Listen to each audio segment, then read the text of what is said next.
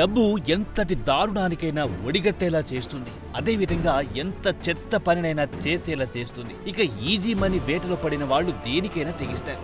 ఈ కోవలోకి వస్తుంది ఓ భార్యాభర్తల జంట. డబ్బుపై ఉన్న మోజుతో మనుషులు ఎవ్వరు చెయ్యలేని పనిని చేసింది.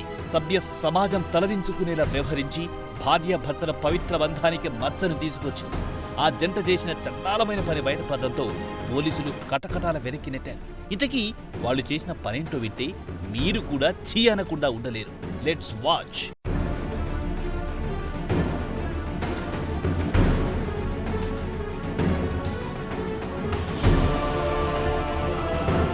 ఈజీగా డబ్బు సంపాదించాలనే ఆలోచనతో భార్యాభర్తలిద్దరూ కలిసి తప్పుడు దారిని ఎంచుకున్నారు. తమ లైంగిక కార్యకలాపాలను మొబైల్ యాప్లో లైవ్ స్ట్రీమింగ్ చేశారు. చివరికి చేసిన పాడు పనికి పోలీసులకు చిక్కారు. ఈ దారుణం ఎక్కడో జరగలేదు, హైదరాబాద్లోని అంబర్పేట్లో వెలుగు చూసింది. ఇక డీటెయిల్స్ లోకి వెళితే అంబర్పేట్లోని మల్లికార్జున్ నగర్ లో నివసించే 41 ఏళ్ల వ్యక్తి, అతని 37 ఏళ్ల భార్య ఇద్దరు కలిసి ఈ దారుణానికి పాల్పడ్డారు. వృత్తిరీత్యా క్యాబ్ డ్రైవర్ గా పనిచేసే వ్యక్తి భార్యతో కలిసి ఈ అశ్లీల దందాకు తెరలేపాడు. మొబైల్ యాప్ ద్వారా యువతను లక్ష్యంగా చేసుకుని లైవ్ వీడియోలు, రికార్డ్ చేసిన క్లిప్పులను అమ్మడం మొదలెట్టాడు.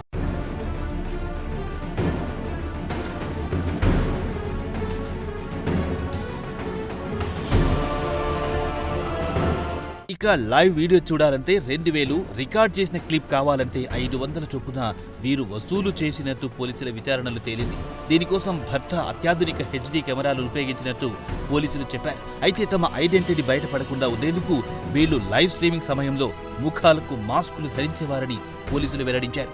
ఇక ఈ అక్రమ సంపాదన క్యాబ్ డ్రైవర్గా వచ్చే ఆదాయం కంటే చాలా ఎక్కువగా ఉందని విచారణలో దంపతులు అంగీకరించినట్టు సమాచారం. ఈ దందాపై పోలీసులు అందించిన పక్కా సమాచారంతో ఈస్ట్ జోన్ టాస్క్ ఫోర్స్ బృందాలు గురువారం వారి ఇంటిపై దాడి చేశాయి. ఈ సోదాల్లో లైవ్ స్ట్రీమింగ్ ఉపయోగించే HD కెమెరాలు, ఇతర ఎలక్ట్రానిక్ పరికరాలను స్వాధీనం చేసుకున్నారు.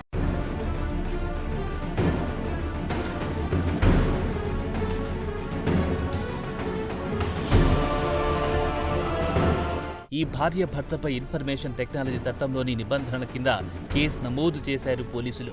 ఇక ఈ రాకెట్ వెనుక వీరిద్దరి కాకుండా ఇంకెవరైనా ఉన్నారా అనే కోణంలో పోలీసులు ఇన్వెస్టిగేషన్ మొదలెట్టారు. ఈ వ్యవహారం ఒక్కసారిగా బయటపడడంతో స్థానికులు ఉలిక్కిపడ్డారు. తమ మధ్య ఉంటూ ఇదేం పాడు పని అంటూ మండిపడుతున్నారు.